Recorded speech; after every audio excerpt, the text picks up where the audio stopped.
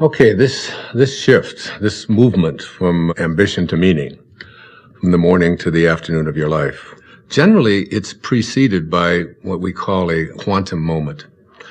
Sounds strange perhaps to use a term like that, but quantum moment really refers to the characteristics of what it is like when you have what Maslow called a peak experience. The first of these qualities, there's four of them. The first of them is that it's very vivid. The second quality or characteristic of these quantum moments is that it's a surprise. And the third characteristic of these quantum moments is that they are benevolent. They always feel good.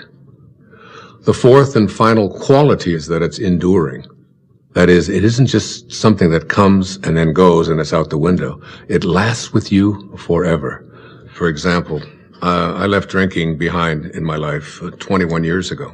And I couldn't even imagine that I could have given it up because I'd always had 2 or 3 beers every single day for the previous 10, 15, 20 years. I couldn't even remember a day when I hadn't. And I knew that I had to make that change. And it was 4:05 a.m. in the morning. I could remember the clock when it turned. I woke up and there was like a breeze in the room, something that I'd never experienced before. The smell of roses. This was 21 years ago now. I can tell you what was hanging on the closet, the hook that I had there. On the mirror there, I had a cartoon that I had there. I can still see that thing exactly as if it happened this morning. The vividness of this is something that I've never ever been able to forget.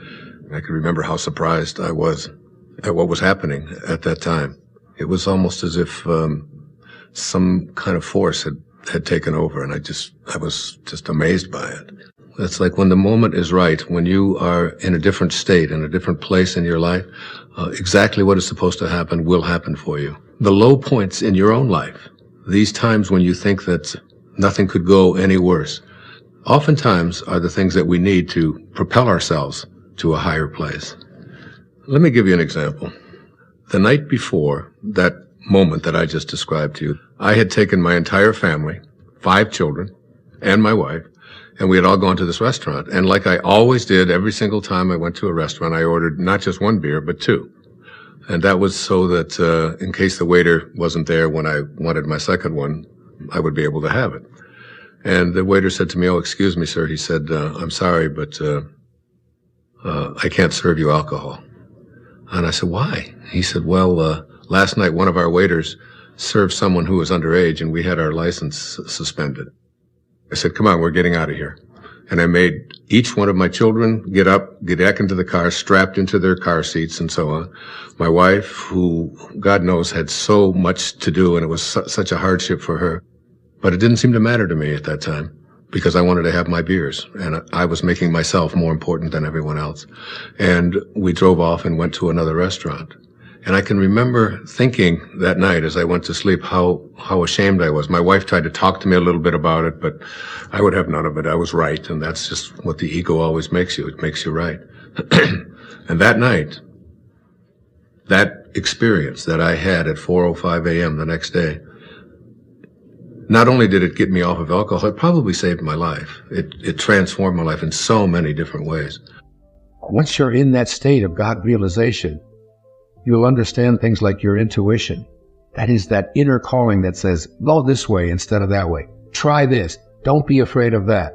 Get rid of the fears that are so dominating your life. As Anita talks about fear and what a thing it was that created the cancer in her life, which allowed her to almost come to a place of dying. You'll discover things like synchronicity, that you have a thought and all of a sudden what you place your attention on begins to manifest and arrive in your life. You'll discover that those thoughts are not just things that are happenstance. There's no happenstance in this entire universe. It's all held together by a divine light. And one of my favorite readings I'd like to share with you is from the life and teachings of the masters of the Far East. It said, "It has been clearly stated that life lived by the average individual is hypnotic. That is, the majority of men and women are not living life as it was intended at all. Not 1 in a million feels the freedom to live what he inwardly feels he should live. He has come under the world's opinion of himself, and this opinion is what he obeys rather than the laws of his own being. In this respect, And to this degree, he is living under an hypnotic spell. It's like hypnosis. He lives under the delusion that he is a mere human being living in a merely material world and only hopes to escape it when he dies and goes to what he calls heaven. This is not the determination intended in the plan and purpose of life.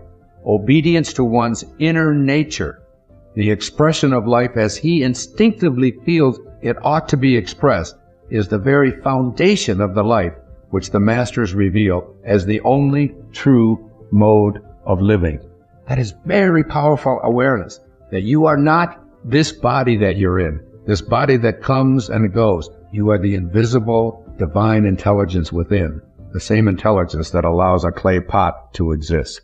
And finally, from the Masters of the Far East, the second volume, the moment you become free from the belief that you are mere human beings, subject to human laws of life and death and the limitations which human beings have imposed, that moment you will see that you are free from all human limitations and may become sons of God, if you will.